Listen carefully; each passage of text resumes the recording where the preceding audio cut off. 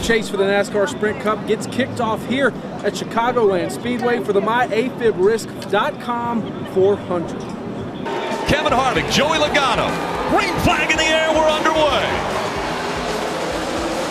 Chase driver Kevin Harvick started up front after qualifying was rained out Friday, with another chase driver, Joey Logano, to his outside.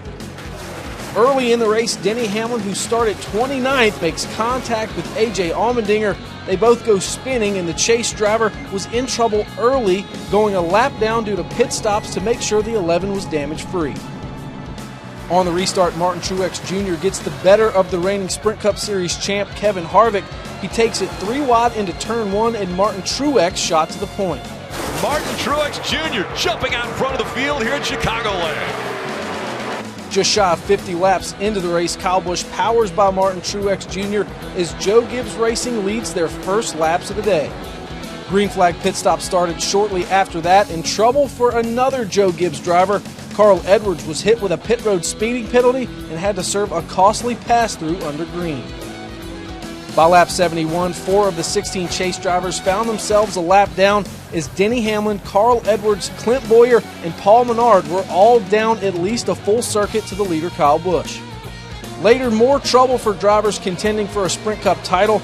Kurt Busch would make contact with the wall. That forced him to hit pit road on lap 88. That incident and stop cost Busch, as he is the 5th driver to find himself a lap down. Things got interesting on lap 135 when Jimmy Johnson got a nose under the 4 car of Kevin Harvick. That caused a fender rub on Harvick's car.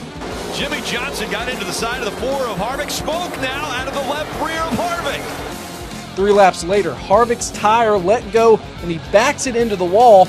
The defending champ's chance to win was taken away, and his chance to repeat as Sprint Cup Series champion was put in jeopardy as Harvick finished the day in 42nd place. On the ensuing restart, Jeff Gordon takes off and jumps out in front of leader Kyle Busch. NASCAR reviewed the restart. Be in the mark in 5, 4, 3, 2, 1. And they gave the okay as Jeff Gordon led his first laps of the day. After a caution for debris, Kyle Busch found himself back out in front with under 50 laps to go.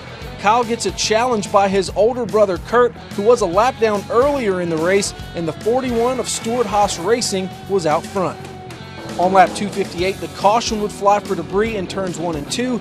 Kurt Busch stayed out and would lead Jeff Gordon back to the green, but it was Denny Hamlin who makes it 3 wide on the restart to take the lead. Carl Edwards works his way to second, but it didn't matter. Denny Hamlin wins the race, the first in the chase. He takes home the trophy at Chicagoland Speedway just 12 days after tearing his ACL.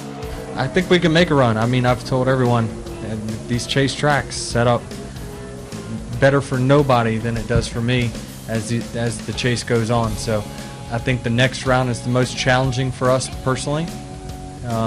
You just get us to that final 8 round, I'm pretty confident we'll be at Homestead with a chance. Kevin not happy at all with the way it went down, and so they're going to discuss it.